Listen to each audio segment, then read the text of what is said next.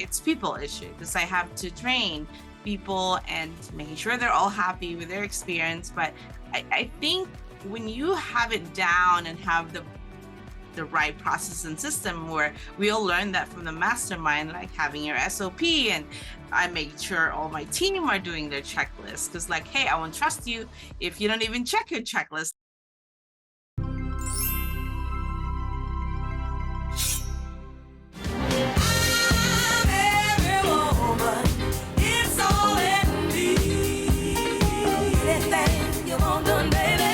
Hi everybody, Ageless Ambitions on luxemediastudios. This is a really special treat for me today because not only is she amazing and just the entrepreneur of all entrepreneurs that I've ever met, she's in Asia and she's up at 6 a.m. in the morning to talk to me. So I'm here to introduce you, Kate Handcock. How are you? So honored to be here, Christy. Of course, who can say no to Christy Buss, right? Oh, thank you. You're so sweet. I appreciate that. Hey, so first of all, to start out the show, I just want to thank you from the bottom of my heart for allowing me to be in on your mastermind classes, because it was a dark period for me to start my business, and you just inspired me so much and gave me the opportunity to be around other entrepreneurs and what they were dealing with, so it didn't feel like I was alone in that situation.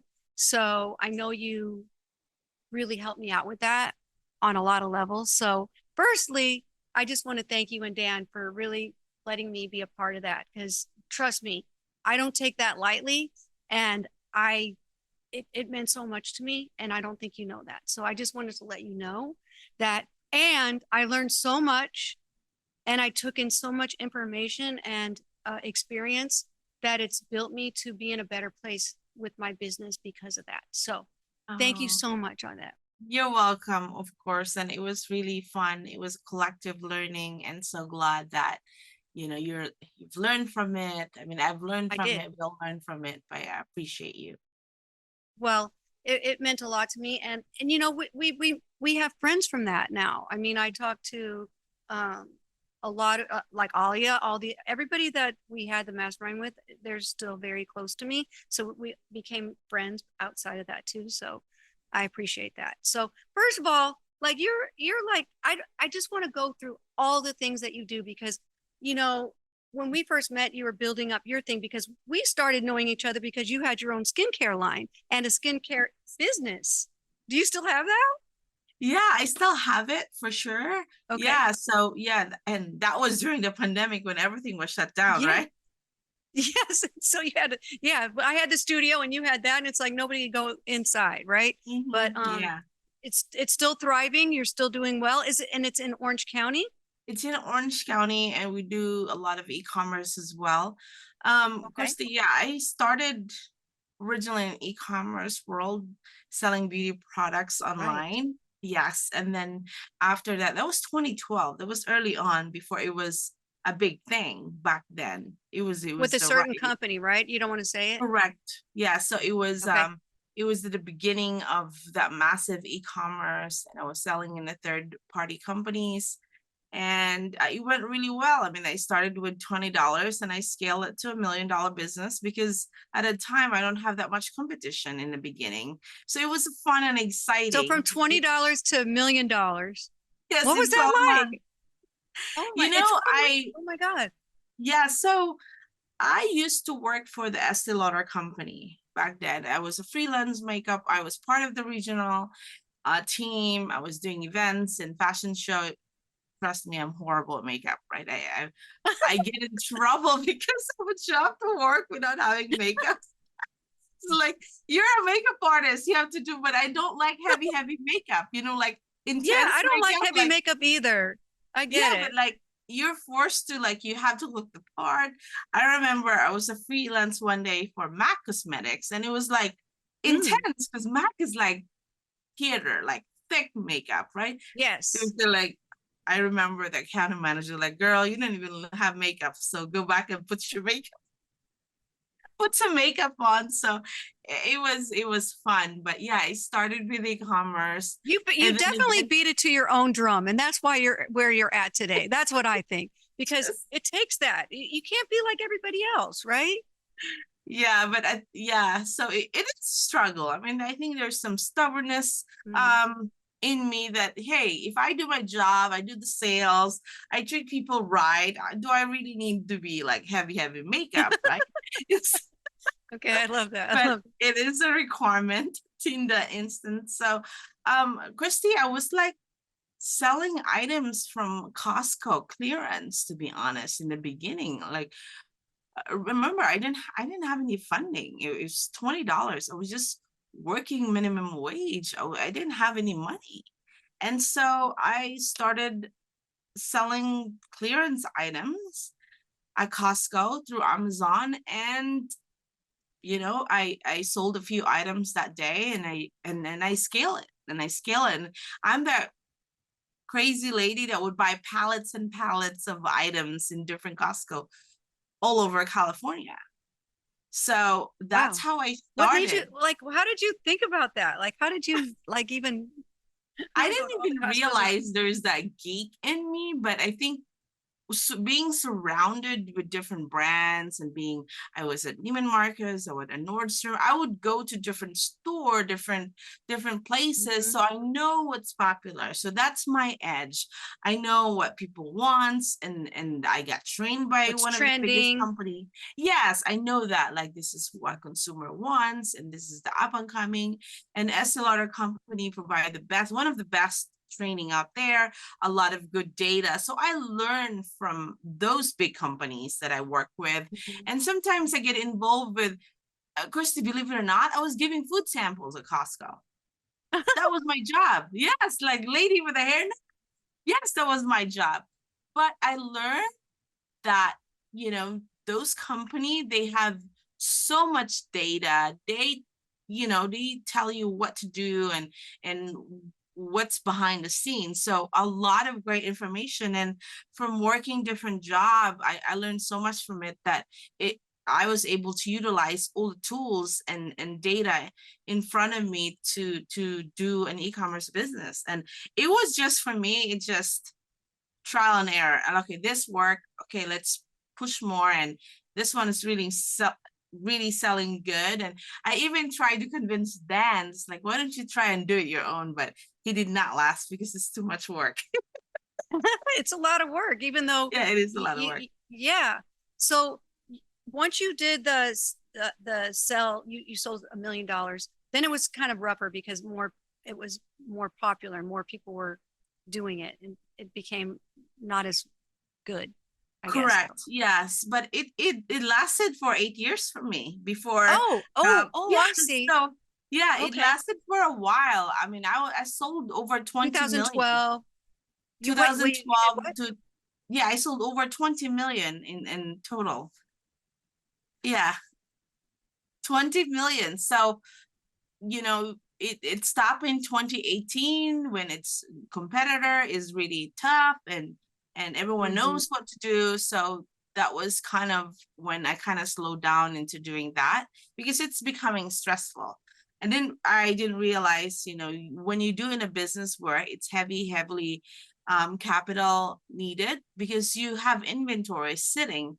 And I didn't realize that every time a product sits in your garage or in your storage, you're losing money, because that's money that needs to This is move what I need to fast. hear. This is Yeah. what I So need to hear. yeah. So You're and waking me up. yeah. So any items that sits there, you're losing money. The moment it doesn't move, that's your funds right there. That needs to move fast, right? And Okay. you're in a crowded space and it's tough, and so it sits there and you're losing money. So I tried to stay away from a business after that, after 8 years of running the e-commerce, of not heavily um relying on products sitting on the shelves, because Right. it just requires so much capital and it's a risk. And skincare, they expire after 2 years, so what are you going to do, right? Mm-hmm. Yeah. Mm-hmm. So it is Even It's a with tough. third party brands, it's still very hard because they're not cheap.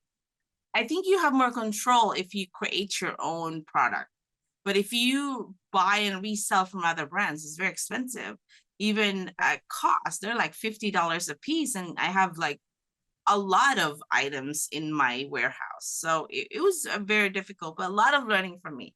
I think you get punched first before you learn, right? I've been punched. We've been punched, right? And just We've all been this information is why it was so important for me to listen to your experiences, because that just makes you more, the more knowledge you have, the more that you know. And just like when it comes to data, like I ran a dance studio, so my data was my kids. So it was just, there was not much to do in terms of data, but it's so important when you have your own true business of product or something like that. It's just different. Like it's a Yeah. whole new ball game, and that's something that was a hard lesson for me to learn, because I sold myself, to teach, and Mhm. it's just different to sell a product and to depend on other people and their marketing strategies, and it just doesn't relate to really who you are, and just it's just a lot.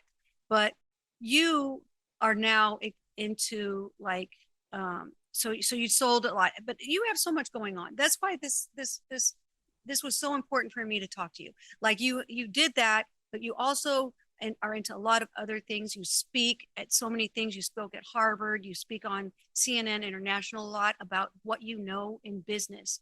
And now you're pioneering into like the Web3 and the metaverse. And we had like little meetings on that too. And where's that going? And your hotel, like you have so much to talk to me about. So where do you want to start? Yeah, so I can go after the e-commerce. I did created a medical spa in Orange County. I was able Right. to bootstrap and again recreate hotel business in the Philippines where I'm from. So I think for me, it's just easier once you kind of figure out business, it's all the same issues, right? Yeah, whether it's a different industry, you kind of follow the same issue. It's complex. It's either a product issue or people issue because you have to deal with people. So Customers. I'm in an Mhm. industry where it's people issue because I have to train people and making sure they're all happy with their experience. But I think when you have it down and have the right process and system where we all learned that from the mastermind, like having your SOP. And I make sure all my team are doing their checklist because like, hey, I won't trust you if you don't even check your checklist. Like, would you trust a pilot that don't know how to do their checklist? Like maybe they don't have brakes on, who knows, right? So Right, right. it is I think for me it's easier. I definitely grew up in a family business and I learned to hustle. I mean, I think my drive, Christy, is so different. I grew up very poor. So when you don't have any options, so I have no choice but to make it work. And And that's go up. yeah, so just like I just have to make it work and I'm definitely very driven. I started super early working as early as 10 in a bakery where I don't even have time to play with my friends. And so I was like, I better get out of here and make sure I have freedom to go do whatever I want to do. So that was my that was really my driving force to do it well. And I'm still very driven, but sometimes I do get complacent. There are times I think especially COVID is like, everyone's resting. I'm getting lazy a little bit, but it's okay to be lazy here and there. Um, but me growing up, I didn't have really a choice but to make it work. And so Mhm. it is a very different drive. And compared to my kids, where they're not as highly motivated as I am, it's like, man, when I was your age, I already figured out what I want to do. You guys still thinking about what you're going to take for college. It's a very different hustle because they don't have Mhm. to struggle. So I grew up in a lot of struggling in family and growing up in a third world country where I don't have a tool. So I feel like I have to work harder. And And that's but that's that's what makes successful people even more successful, when they don't have anything and then they have to make it their own, like versus being handed to them on a silver platter. They just don't have the same mindset or the same drive, because there's just nothing that they had to do to know what it's like to not have anything. Do you know what I'm saying? Like, I'm in the world of who you know what family I'm in. But it's like it's hard to relate to that sometimes because gosh, you could do so much, but you just don't understand what you have because I would have been so grateful to have that opportunity, but they're just like, oh, okay. You know what I'm saying? So it's just different. Yeah. And I think that's the same for kids too, because, the generation of millennials on down, they just don't know what it's like to suffer or to like, not have anything. Mm-hmm. They're very like complacent and just really don't understand what hard work's all about. Yeah. Just making your bed in the morning or stuff like that. They don't understand how that is important because if you do that, you're kind of building yourself up to start your day a little bit different, successfully, I think. Yeah, I think so too. And I think as parents, like for me, for Because example, you have I two don't want my boys. kids to go through, I have two boys. I don't want them to go through all the hardships, right? Like I think when you over showered and over provide, and then that's not like, well, I have everything I need. Like I have my boys where they don't even want me to just buy them shirt, which is kind of good because they're very stingy about things. Picky. But like they don't want me to buy a shirt. I was like, man, when I was growing up, it's so different. If someone would tell me, let's go to the mall, I would be very excited. But they're Right. not. Yeah. So, Mm-hmm. but I think when we provided them everything, what are they working for? So Mm-hmm. Mm-hmm. I kind of take some responsibility a little bit from my end as a mom, like, well, I kind of provided them everything. So what are they striving for? My hustle was different because I have nothing. But when they have all the computer, they have Wi-Fi, good bed, and microwave, right? So they can be self-sufficient. Then they would say, if I don't have a highly competitive friends, what is my ambition? And to be honest, I struggle with that one because I feel like my eldest son is not as driven as I want him to be, but it's very difficult to deal. I think it's a very common issue as parents. Believing Before Seeing, a new book by Candace Barr, teaching you how to believe into existence. Available now for pre-order. Mm-hmm. Mm-hmm. It's just different now because everything's so, I used to like when I taught my kids, it's like, you're such an ATM dancer. You just want it like now without any work. Like when I had to go get money, I had to go to the bank. I had to drive to the bank. I had to get in line. And then you show your little book and you want $50 out. Okay, come back tomorrow and we'll get your 50 out. Right. So it's just so different now. ATM, everything. So like it has to be instant. If the Wi-Fi is not like within a second, then it's like bad. It doesn't work. So that's the kind of thing that they're used to and not just understanding. Like we only had 3 channels when I was growing up in terms of watching TV. So it's just different. It's hard. And that's how almost all of life is right now. Everything's Mm-hmm. so fast and so over the top. That's why I'm so like behind when it even the thought of business or when you're talking about metaverse and the Web3, like to have a store in there and just I can't even comprehend it, but I want to learn more. So, is that something that you're training people to do, or do you do speaking on that, or how does that work? Yeah. So definitely the Web3 got a big push in 2022 when we were all getting together. There's definitely some slow in the consumer sides because of it's a struggle to have mass adoption, but there's big company building infrastructure. So it's a little bit not as popular now because AI took over. But in the next few years, you'll see Okay. the fruit. Yeah, because it's a lot of build out. It's like people are building roads right now, and then other infrastructure, and then consumer will come. So a I lot of see. build out. So we're 10 years or 8 years ahead, but it's good to have that data in front of you. Like, okay, this is what I'm going to plan in the next few years that I make sure I'm on it. So the AI kind of took over what the metaverse was supposedly moving into. When it comes to like media, everyone's talking about it. It's just different because the metaverse, you can't do it right away because it costs so much to build your own world. It's very pricey, as we know Right. from talking to thought leaders, but AI, what I mean by that is everyone's talking about AI because you can use it right now, instantly. But the metaverse, you Like can that. just walk in there and build your own thing. Like, so it's gonna take some time before it's gonna hit I see. mass adoption. Yeah. Because it was kind of like interesting because during the pandemic, nothing else was going on. You couldn't go anywhere. So everybody's kind of building their like little metaverse to go shopping or whatever, because you couldn't go anywhere. And Yeah. so now, yeah, it's still going to get there. It's almost like the internet, like in '93, Correct. when the computer, when they just built that first Mac, you know, it's just going to take a little time, but I get it. And the more that you know now, it's going to be easier to adjust to it then. Is that what you're saying? Absolutely. And Absolutely. is like the metaverse the same as the Web3? Is that like combined, or Yeah, it's I just want kind to of make similar. sure. Yeah, it is similar. Okay. So Web3 is just the tech. Metaverse is the world, the immersive world, but they all coexist together. Okay. Okay. Because I'm kind of clueless when it comes to that. But so when what you're doing now, you have your hotel, you're doing speaking. I know you and Dan have some kind of like a TV, like I don't know, something with marketing. I don't know. Talk to me about that, because I want people to know about it. Yes. Yeah, so absolutely. Well, Dan always run a PR and a Oh, PR. marketing business, Okay. PR, and he's building a show here in Asia.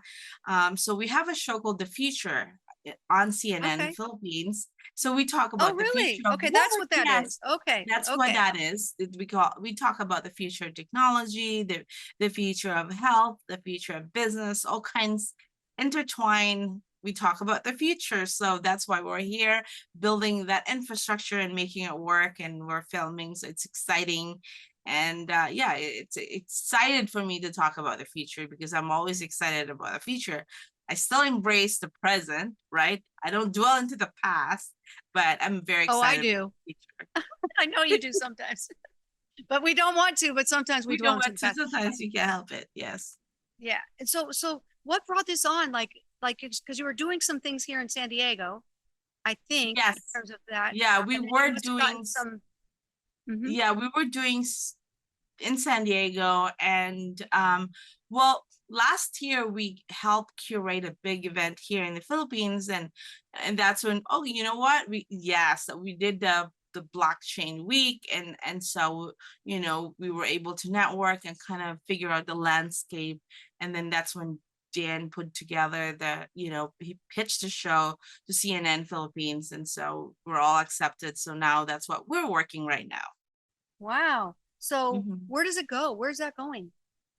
It's Dan knows more about it, but it's Can you CNN watch it Philippines. here? You can watch it, On the yeah, international one, on the in the international international. You can channel watch it in of their CNN. YouTube channel, but I Oh, think he okay. will package it to other distribution. But I might be wrong. But Dan knows more of the details. I'm more of the TV Nice. host, co-host with him, and the business side. But he knows all the data and behind the scene more than me. And it's so Yeah. funny because like when you were speaking at some really big events, like I don't even remember, but you said, "Oh, I'm so nervous. I'm so nervous." And then when I see you up there, it's just like, there she goes. She's just like in her element, and you just don't look like you have a worry on your mind other than getting out what you need to get out. So I just give kudos to you, because that's so not easy to do, is just stand there and talk in front of millions of people who are probably very knowledgeable in a lot of things. And then I couldn't do that. No way. Thank you. Yeah, it's actually so much work, and mentally, I just need to be prepared. Something happened, like the last talk I did, my microphone did not work, my clicker did not work, but I can't complain.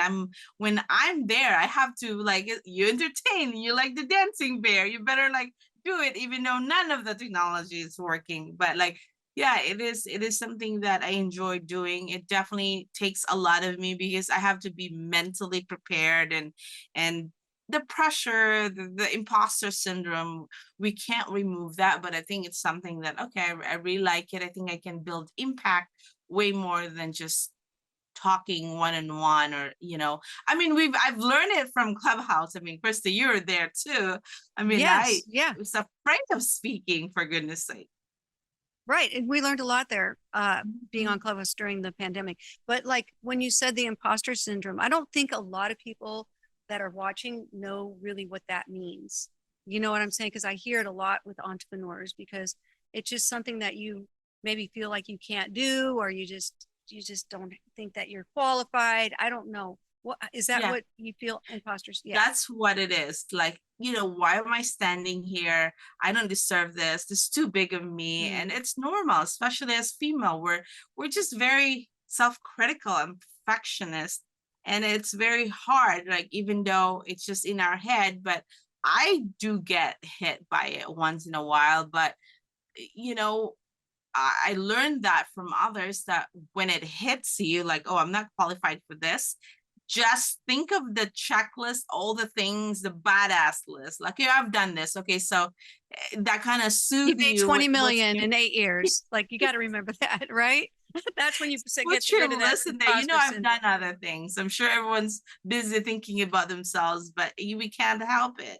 And especially as women, it's very common. And entrepreneurs, I mean, we just like, oh my God, why am I here? I don't deserve to be here. So, but yeah, That's just interesting. We remind haven't yourself. really talked about that on the show. Like, Yeah. really, that's a big deal. That's a big deal because, a lot of, to me, when I talk to a lot of people on the show, they are entrepreneurs, or they are trying to build a business or maintain it or continue to grow. And we never really brought that up about the imposter syndrome, but that's something we learned it in Mastermind. And that's why you say it's so important to be in those kind of classes, so that, you understand some of the things that you might be going through, and that could be one of them, to just help yourself get through it, right? Because we all want to be successful. We all want to build each other up. We all want to be supportive to each other. And so if we can, give like a note, or just say, hey, it's okay. I feel the same way. And then it kind of helps you get through those harder times. Yeah, absolutely. Well, it's imposter syndrome. It hits to anyone. So we just have But to they don't watch know out. it. Yeah, They really yeah, don't know. yeah. And I've heard from expert, the more successful you are, the more it will hit you. Yes. Yeah. So there's a great study out there, like the more successful you are, the more you feel very imposter. So it's That's something that we have to pay attention, that it's just a thing in our head, and remind yourself how good you are and your badass list. Just put it in a side I pocket. love that. I love that. Okay, so what I like to do with everybody is like, go, okay, it's Ageless Ambitions, and so you have done so much. You CEO of, I don't know what this is, the Inc. 5000. What's that? Yeah, so Inc. 5000 is a list to any companies that go over 2 million a year of revenue, which is so hard to achieve in America with no funding. So that's the Inc. 5000 list. So every year they do this award. If your company, You're the CEO of that?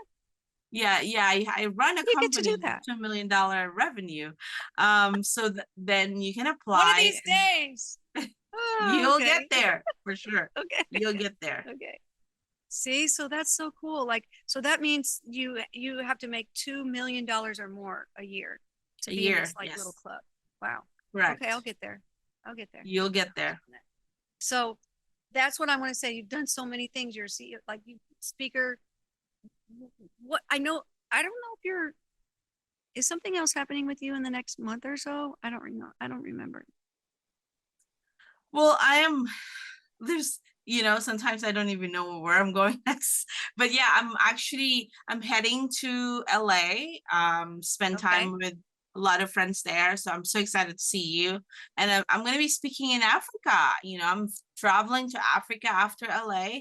So it's really exciting. I like how How do you get that? What are you doing in Africa? I'm speaking there about the tech for entrepreneurs, the future of entrepreneurship.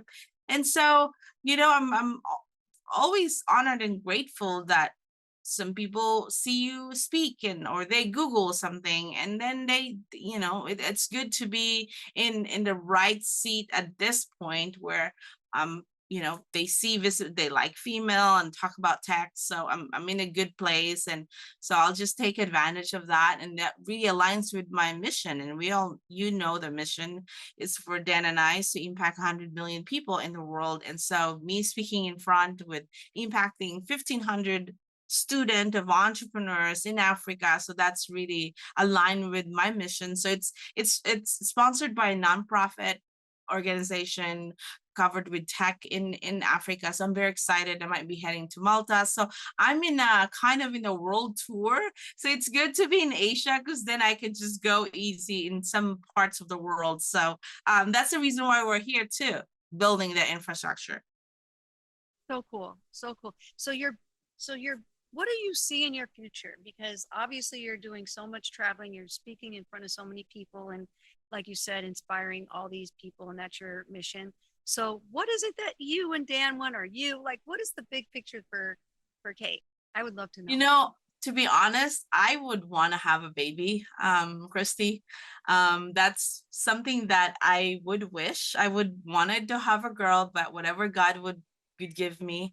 And so I was hoping to do a little bit of in a chill mode to have a baby, but I don't think that's gonna happen. But ideally, that would be what I wanted in the world, like have, you know, a legacy, you know, whether it's a daughter or a son with Dan. I think that would be my wish in the That world. is Like so nice. yeah, so I kind of wanting to be a mom again. So that's my big goal. Okay. Well, I'm gonna just put it out there. I'm gonna put a lot of like just like those manifesting, you know, sperms coming your way or whatever you have to do. Give them Whatever. to Send it me. over. Send it over. I'll Yeah, send it. yeah, Well, yeah. I'm so thankful. You woke up at 6 a.m. Actually, probably 5 or 4. I don't know how long you've been up, but this is so nice of you to come and talk to me. But it was mainly for me to just thank you for, Aw. you know, putting me in a position to make Hito grow and grow and not doubting myself. And I think I told you I went viral. So we did. Oh no, you tell me I can't Oh my God. hear the news. Tell me. Seriously, I went viral, and it just didn't stop for like 3 months of just not like, you know, a lot. Like Oh. we're at 6 figures like in 3 months. Wow, So congratulations. that's from, I'm so yes. proud of you. I'm so proud, And and it's gonna continue. yes. And so, you know, and it was done organically instead of, I've lost so much money from, you know what, and just these marketing companies that just don't really know who you are. And I literally just sent my product out to anybody that I was searching for on TikTok that I thought that would just love my products. And I sent it, and she put it on there, and it just ding, ding, ding, ding, ding. I was like, oh my God. So it went crazy. I'm so Oh my thankful and thankful. God. And then from there, it's just been moving and moving. So yes, I am so finally. happy for you. Yes. We So all need that one moment, and that boosts our confidence, and it's going to get bigger and better. So I am so happy. You deserve it, and you have such an amazing product. And I've been telling you how amazing is your packaging, and it was so good. People that use your product really swear by it. So I'm so happy. I appreciate you. Please Appreciate tell you. Dan, thanks for waking you up and brushing, getting you ready with the right filming and the right background and everything. I appreciate that. And I just am so thankful for you to be on my show. And I appreciate you so much. Thank you so much. Thank you so much, Christy. Thank See you in LA soon. Okay. Okay. Hold on. Bye. Ageless Ambitions on Lux Media Studios. Thank you, Kate, for having me with you on today from Asia. I really, really appreciate it. And you guys look for all the things she's doing. We're going to have it all out there for you, so you can look her up and do anything you want to just learn more about entrepreneurship and more. Talk to you soon.